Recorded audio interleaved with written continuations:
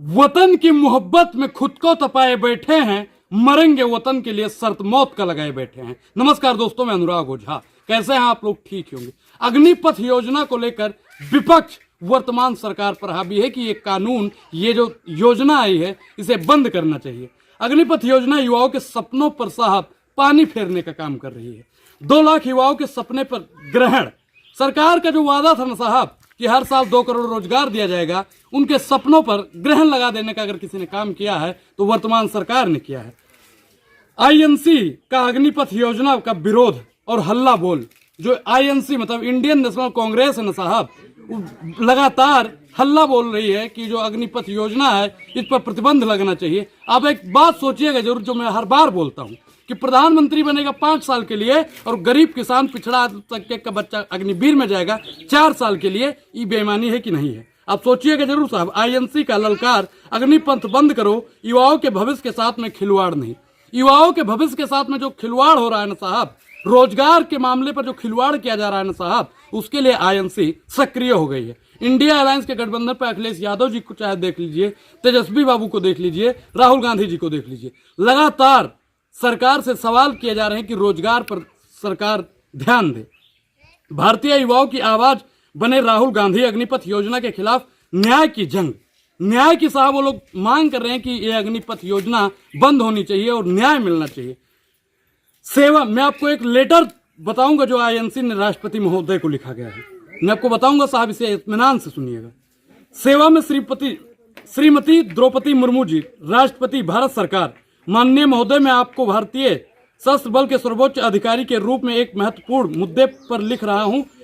यह लगभग 2 लाख युवाओं के भविष्य को लेकर है, जिसके भारत सरकार के फैसले पर अंधकार हो गया है। भारतीय सशस्त्र बलों के सेवा के लिए चयनित युवाओं के लिए हाल में ही मिला है। इन युवाओं के बेहद असंवेदनशील पूर्वक देश सेवा के अवसर पर वंचित किया गया है। वर्ष 2019 से 22 के बीच में लगभग 2 लाख युवाओं पुरुषों और महिलाओं को सुनिश्चित किया गया कि उनको 3 शस्त्रीय सेवा, भारतीय थल सेना, भारतीय नौसेना और भारतीय वायुसेना में चयनित किया गया। इन युवतियों को सेना में चयनित मानसिक, शारीरिक और लिखित परीक्षा पास करने और तमाम बाधाओं व कठिनाइयों के बावजूद संघर्ष किया। 31 मई 2022 तक विश्वास था कि उन्हें उनके सपने को पूरा करने के लिए बस उनके ज्वाइनिंग लेटर का इंतजार कर रहे थे। दुर्भाग्य से इस देश में भारत सरकार द्वारा भर्ती प्रक्रिया को समाप्त करने और इसके स्थान पर अग्निपथ योजना करने के लिए निर्णय लेकर चकनाचूर किया गया। उनके सपनों को साहब चकनाचूर कर दिया गया। महोदया, अग्निपथ योजना के विषय में सेनाध्यक्ष जनरल एम नारायण ने लिखा कि अग्निवीर योजना से सेना आश्चर्यचकित रह गई है और नौसेना, वायुसेना में यह अचानक से एक झटक की तरह आया, एक झटके की तरह साहब। ये अग्निवीर योजना जो आई ना, एक झटके की तरह आई। इस योजना द्वारा सैनिकों को समांतर और कैडेट बनाकर नौजवानों के बीच भेदभाव, अलग सेवा लाभ और भविष्य से जुड़ी आशंकाओं के बीच में पूर्णकालीन सेना को समान सेवा देनी चाहिए। 4 साल की सेवा को बंद करके और आश्वासिक अग्निवीर को योजना से निकाला जाए। कुछ का यह मानना है कि अग्निपथ योजना सामाजिक अस्थिरता पैदा करता है। आपको यह पत्र लिखने से मेरा मुख्य उद्देश्य है कि लाखों युवाओं के ऊपर अन्याय को उजागर करना और उनके सपनों भारत सरकार द्वारा किए गए वादे के बावजूद नहीं है। देश के युवाओं ने इस सपने को पूरा करना चाहते हैं, अपने जीवन में कई साल दिए हैं। साथ ही 250 रुपये प्रति आवेदन फॉर्म के हिसाब से 50 लाख आवेदन के हिसाब से अगर लगाया जाए तो 125 करोड़ रुपए की भारी भरकम राशि भारत सरकार के इन बेरोजगार युवाओं ने भर्ती की प्रक्रिया बावजूद बेरोजगारों पर हताश और निराश कारण साहब वो आत्मदहन कर रहे हैं। ये घटना बहुत ही दुखद है। हमारे युवाओं को इस तरह से पीड़ित नहीं होने दिया जा सकता। मैं आपसे इन युवाओं के लिए न्याय सुनिश्चित करने की अपील करता हूं। साहब, ये राष्ट्रपति महामहिम को ये पत्र लिखा गया है।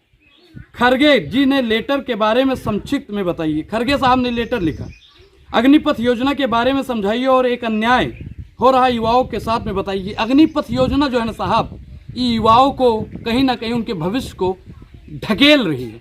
4 साल का युवा जब जाएगा अग्निवीर में, 4 साल के बाद में आता है, उसको शहीद का दर्जा भी नहीं मिलता है। आप बताइए साहब कि युवाओं को कहाँ ढकेला जा रहा है। राहुल गांधी जी आईएनसी के 2 लाख युवाओं के साथ में खड़े हैं और युवाओं के साथ में राहुल गांधी जी लगातार बोल रहे हैं और युवाओं के भविष्य के बारे में राहुल गांधी जी बार बार सवाल उठा रहे हैं।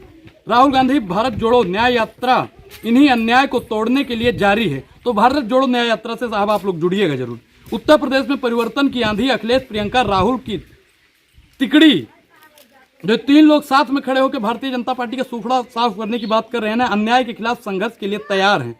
यूपी में अन्याय की नई सुबह, यूपी में न्याय की नई सुबह हुई है साहब। इंडिया है तैयार, बीजेपी को देगी कड़ी टक्कर।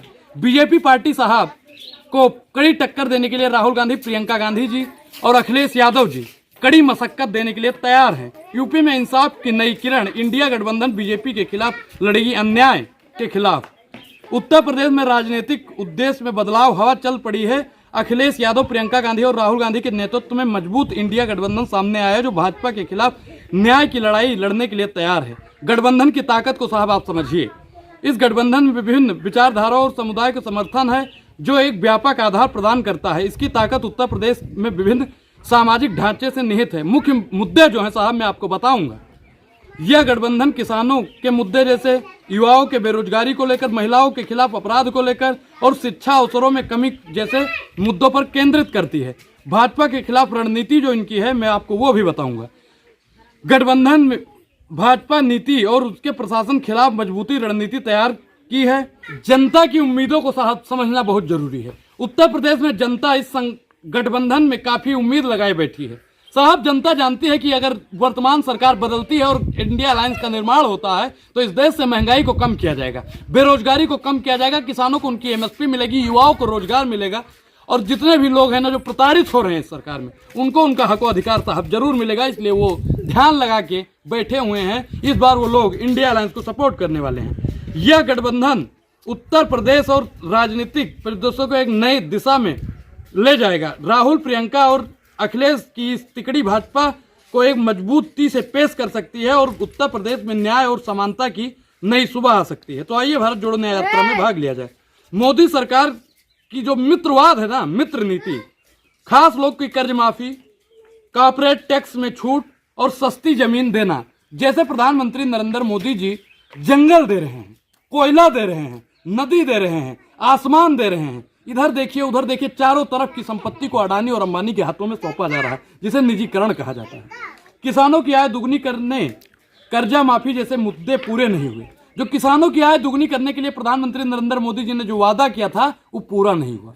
जो उनका वादा था वो कर्जा माफी का, वो भी नहीं पूरा होता, लेकिन कर्जा अडानी और अंबानी का साहब माफ कर दिया जाता है। गरीब किसान का साहब चप्पल तो घिस जाता है, बैंक में लाइन लगा के दम तोड़ देता है, लेकिन उसको कर्जा नहीं मिलता है। अडानी और अंबानी का करोड़ों रुपए का कर्जा दिया जाता है और करोड़ों रुपए का कर्जा माफ कर दिया जाता है। आपको मैं साहब बताऊंगा कि न्याय, भागीदारी न्याय की अवधारणा किसानों और दलितों की अपेक्षा भारत जोड़ो न्याय यात्रा का उद्देश्य संघर्ष और समानता।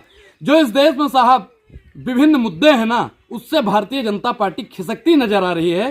तो आप लोग भारत जोड़ो न्याय यात्रा का हिस्सा लें और भारत जोड़ो न्याय यात्रा के लिए डोनेट भी करें। इस पूरी वीडियो पर आपकी क्या प्रतिक्रिया, अपनी प्रतिक्रिया जरूर दें और अभी तक आपने हमारे चैनल को ज्वाइन नहीं किया है तो ज्वाइन करना बेहद जरूरी है। अब अनुराग ओझा को दीजिए इजाजत। शुक्रिया, धन्यवाद।